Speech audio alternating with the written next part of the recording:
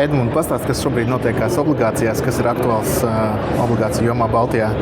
Ja tu skaties kaut vai gada griezumā, šis gads ir bijis gandrīz 3 reizes aktīvāks nekā viņš ir bijis 24. gadā. Ja tu izņem ārā lielās starptautiskās obligācijas, piemēram, Latvenergo, Citadels un tam līdzīgi, tad tas vietējais obligāciju tirgus, skatoties visā Baltijā, ir kaut kā tur 1,2 miljardiem. Respektīvi, tas tirgus apjoms ir izaudzis par 20-25% pret iepriekšējā gadu. Respektīvi, lokālās obligācijas aug lēnām 20-25% gadā, kas, nenozīmē kaut kāds baigā raķete, bet tirgus lēnām attīstās. Kas notiek ar ienesīgumiem? Ienesīgumi, baigi atkarīgs ir no nozares. Mēs paši redzējuši, tur Cleaner par 6,5, bet tāpat laikā kaut kāda nekustamā īpašuma attīstītāja tur par 9-10 emitē. Baigi atkarīgs no nozares, baigi atkarīgs no uzņēmuma, bet ja tu tā kā visus apkopo vienā grafikā, visas, piemēram, publiskās emisijas, skaidrs ir redzams, ka tā lēnām tendence iet uz leju. Bet savukārt runājot par publiskajām emisijām, ja teiksim, viss tirgus 20-25% gadā aug, tad publiskās emisijas, mēs redzam, ka viņas ir augušas 3 reizes, salīdzinot pret pagājušo gadu, tāpēc, ka tur ir gan lielas emisijas, piemēram, tas pats Elevings, Jūta kredīti un vispārēji, kas arī, protams, piedod lielu apjomu, bet arī vispār tirgus aktivitāte ir augusi tieši tajās publiskajās emisijās, tur Rīgas ūdens, visi nekustamā īpašuma attīstītāji un Cleaners un vispārēji, respektīvi, ir. Un kā izskatās uz priekšu, tā aktivitāte saglabāsies vai pat vēl pieaugs? Es domāju, skatoties uz nākošo gadu, nākošais gads nav daudz tādu obligāciju, kuriem beidzas termiņš. Tādā ziņā šis gads ir bijis, varbūt tāds ļoti veiksmīgs, kur bija daudz emisijām, kurām beidzas vai šogad, vai nākošu gadu, tāpēc laicīgāk refinansēja. Skatoties uz nākošo gadu, tur varbūt tāda aktivitāte, dabiskā, ja mēs skatāmies, tiem dzēršanas termiņiem varbūt nebūs tik augsta, bet mēs redzam interesi no jauniem emitentiem, jaunām kompānijām. Tā kā es nesagaidu, ka tas tirgus tur augs 2-3 reizes, bet ja tas 10-20% kāpums, līdzīgi kā tas ir šogad pret pagājušo, tas būtu ļoti labi. Un kā ar investoru interesi? Ir pieaugoša vai mazinās, vai tas pats? Es teiktu, ka investoru interesi palielinās, ja tu apsties, ko tur ir tīri tādus dedicated bond obligāciju fondus, kas konkrēti fokusējās uz Baltiju. Pirms 5 gadiem viņi bija 0, tagad viņi ir, es teiktu, kaut kā 5, 6, 7. Un tas ir konkrēti fondi, kuriem ir mērķis investēt Baltijas obligācijas, un tas ir viņu mandāts.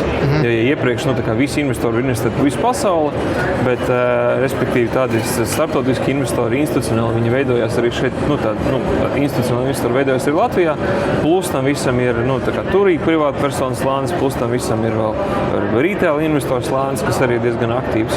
Tā kā investoru kopa noteikti.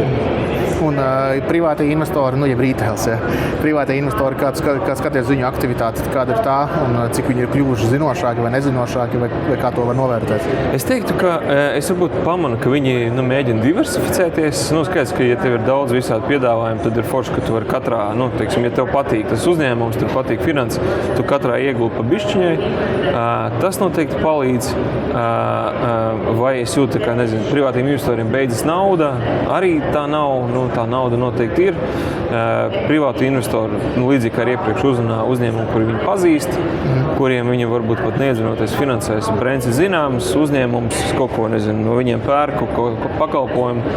Un, ja izskatās, ka viņiem finanses arī ir ok, tas vispār ir super.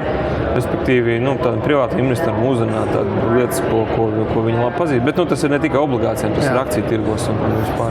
Jā, un ja skatās no kurienes nāk obligāciju piedāvājumi visvairāk, tad mēdz runāt par reālo sektoru un par finanšu sektors, aizdevēji, nekustamais īpašums, un tad droši pārējais ir reālais sektors. Kā tas sadalījums, vai viņš mainās vai nemainās? Jā, viņš ir baigi atkarīgs no valsts, un, piemēram, Lietuvā viņi ir izteikti, viņiem ļoti patīk nekustamais īpašums, tāpēc liela daļa no obligāciju emisijām, apmēram kaut kā 30-35% tieši nāk no nekustamā īpašuma sektora, kas ir viņiem raksturīgi.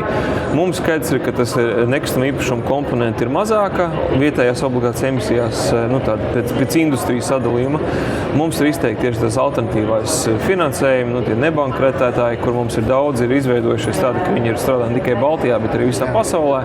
Nu, tāds mums know-hows ir, un šie uzņēmumi finansējās ar obligācijām diezgan veiksmīgi un iet arī tur uz starptautiskiem laidieniem. Savukārt Igaunijā viņam ir tāds 50-50. Tur daļa ir nekustamais, daļa ir arī alternatīvā finansējuma nozare.